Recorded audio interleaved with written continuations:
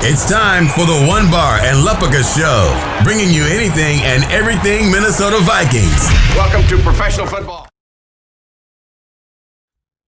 All right, welcome back to the One Bar and Lupica Show. I am One Bar, and in today's episode, we are looking at the NFC North's offenses across the board. We're going to see what to expect in 2020. A lot of changes up and down for every team on the offensive side of the ball. So we're going to see how it might shake out in 2020. Before we get into that, remember, subscribe to the One Bar and Lupica Show. Like the videos. We're here every damn day. So let's just hop right into it. Let's look back at last year quick.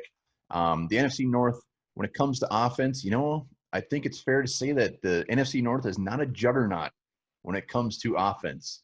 Not one of our teams in the lovely NFC North was ranked in the top 15 for total offense. Vikings just missed out on that top 15. They were ranked 16th overall, 23rd in passing, 6th in rushing. And then surprisingly, the Lions were next at 17. They were 10th in passing, 21st in rushing. Packers were 18, so it's 16, 17, 18. We're right in the mix. Everybody's very close. Packers were 17th passing overall, which is very surprising when you have one of the better quarterbacks in the NFL. And 15th rushing. And then we go to the lowly Bears, who were 29th overall, almost dead ass last, 10th and 25th in passing, 27th in rushing, tons and tons of yuck. A big old step back from Charles Nagy's 2018 year, where I was starting to get a little scared of the Bears, but that is the past. Let's look into the future of what 2020 might bring, and then when we're done, I'm going to rank these just how I feel, and I won't go with my heart. I'll go with my brain. So in no particular order, first off, well, I'm going to go in order. Let's start with the lowly Bears. The Bears, it was pretty gross. Mitch Trubisky obviously took a step back. Just not a lot going on for the Bears in 2019. 8-8 record showed it. The real only loss on offense for the Bears was Taylor Gabriel, wide receiver, who has shown up and made some plays for them, no doubt about that. But their additions are what scare me the most for the Bears, and scare me meaning they might actually be worse in 2020. They made the trade for Nick Foles, so it'll be the Nick Foles, Mitch Trubisky heated battle in preseason training camp.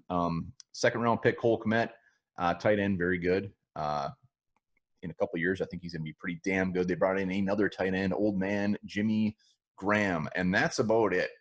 When you look at their offense, they have Allen Robinson, they got Cordell Patterson, they got Anthony Miller. They did bring in Ted Ginn, youngster Riley Ridley, but it all comes down to the quarterback for me. And when you got Mitch Trubisky, when you got Nick Foles battling back there is not a ton to be scared of.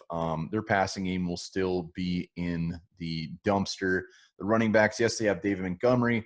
Tariq Cohen is always an interesting one. Charles Nagy likes to use him in all sorts of ways, but their offensive line as well is not great. They got James Daniels. They got a couple of good pieces there, but there is no reason to believe for me why the Bears would be any better in 2020. Maybe Nick Foles pulls a crazy season out of his ass, but to do that in a Bears uniform is going to be very, very tough. So spoiler alert, the Bears may be last when I rank these, but stick around and see where we got. Let's go to the Lions next. And the Lions, again, not a ton of changes. They did bring in Packers wide receiver Geronimo Allison. They still got Amendola, Galladay, Marvin Jones. One big thing to keep an eye on for the Lions is they went and dipped into that running back second round again with DeAndre Swift, who will be damn good. There's no way around that. He is going to be good. They got Kerryon Johnson still listed as their starter, but I don't see that lasting long. But you also have to look at the past as far as how the Lions have done at running back. When drafting guys, Johnson has not lived up to that second-round billing in 2018. Javad Best, Amir Abdullah. I'm probably missing some other ones, but they have not been very lucky when it comes to drafting running backs. So Swift will be one to watch. He will help this offense, no doubt about it. And Matthew Stafford is back, and whether or not you like him or not, you have to at least admit that he is fairly underrated. He's a pretty damn good quarterback. He's just been on some real turd teams, and this kind of seems to be the Lions' theme. They always have that one really good guy that you can't put anybody around him. Look back at Barry Sanders, Calvin Johnson's when when he was there with Stafford in his younger days. So I do think the Lions will be decent. They're always going to have that passing game with Stafford's big arm. Kenny Galladay obviously has the big playability. You throw in DeAndre Swift, it's gonna be good. So although the Lions ranked 21st in rushing last year, I expect that to go up quite a bit with the addition of Swift and just opening up this offense a little bit. So Lions will be one to watch. They're a team that can always put up points, and they're a team that can always look like the Lions. So you never know what you're going to get. All right, let's go to the Packers. So again, the Packers ranked 18th overall, 17th pass, 15 rushing. So right in the middle. Key losses, Geronimo Allison, Brian Bulaga. They did add Rick Wagner along the offensive line. Obviously, the big draft bombshell was Jordan Love, and then also A.J. Dillon, the running back, and Devin Funchess, which will be one to watch. Devin Funchess has not lived up to his draft status, no doubt. He's bounced around Colts. He hasn't really done a ton in the league, but he's got that big size, and I think that Aaron Rodgers will take advantage of that. Throwing him in there with Adams will not be overly fun, especially with our young cornerbacks. When I say ours, I say Vikings. But they didn't address wide receiver in the draft, which as a Vikings fan, very excited about. So I don't see that. I don't see Funchess making a huge impact. Running back, surprisingly, they took A.J. Dillon in round 2. When they have Jamal Williams, they have Aaron Jones. So I don't see how Dillon comes in, especially when Dillon, I mean, he was looked at as a 3rd, 4th round guy. I might be eating my words come November, but A.J. Dillon, I don't see how he makes Aaron Jones, Jamal Williams better. That's going to be a tough task. And losing Bulaga on the offensive line while he was on the downfall of his career, I believe, is still going to be a hit. But it all comes down to Aaron Rodgers is a year older. We've seen his play go down, and not giving him any wide receivers.